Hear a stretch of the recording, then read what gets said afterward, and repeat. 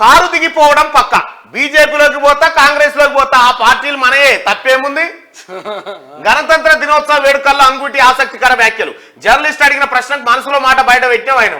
ఉండడే, నేను చెప్తలేనా? ఆయన ఎక్కడ అధికారం ఉంటే అక్కడ బీజేపీకి పోయిండు అనుకో, మల్లారెడ్డి బీజేపీకి పోయిండు అనుకో, నరేంద్ర మోడీ గారు ఈ దేశానికి పెద్ద ఎత్తున అంటాడు, పెద్ద ఎత్తున అద్భుతాలు చేసిండు, ఆయన ఉండేపటికే దేశం ఇట్లుందంటాడు, ఇట్లా ఇవి బొట్లు పెడతాడు, కంకణాలు కడతాడు, ఇవన్నీ దేవుడు దేవుడు అంటాడు, ఇట్లా కంకణాలు ఊగుతుండగా చెప్తాడు ఇవన్నీ. ఒకవేళ బీజేపీలో కాంగ్రెస్ లకు పోయిండు అనుకో, ఇందిరమ్మ రాజ్యం ఆమె తెలంగాణ రాష్ట్రం ఇచ్చిన తల్లి సోనియా గాంధీ ఇట్లా చెప్పుకొస్తాడు. ఎటు ఉంటే ఆ పాట.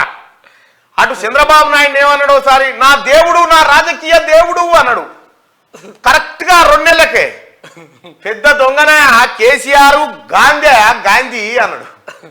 మల్లారెడ్డి తానున్న లలిత కళలు, ఆ భూషణో బీసనో ఒకటి పద్మశ్రీ అవార్డు కనుక ఉంటే ఒకటి కొట్టురి, ఎవరికి మల్లారెడ్డి కొట్టురి. ఇంత గొప్ప పర్ఫార్మర్ ఉండరు ఇక ఎవడెక్కడ ఉండేది కాదు ఇక. ఎందుకంటే ఇటు పల్లా మీద అవుతున్నాయిగా, పల్లా పని అవుతుందిగా, ఇక నా పని కూడా తప్పది అని చెప్పి మెల్లగా జారుతున్నాడికి. అయినా ఇడిచిపెట్టాం మల్లారెడ్డి, ఇడిచి పెట్టే ముచ్చటే లేదు నిన్ను.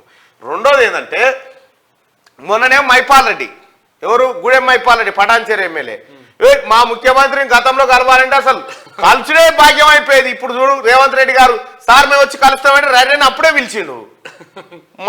మా కేసీఆర్ కు రేవంత్ రెడ్డికి చాలా తేడా ఉంది, రేవంత్ రెడ్డి గొప్పోడని చెప్తా ఉన్నారు వాళ్ళే. ఇక కారు దిగిపోవడం పక్క, అటా ఇటా అనేది తెలుస్తలేదు. ఇంకా అయిపోయినా మల్లారెడ్డి కథ.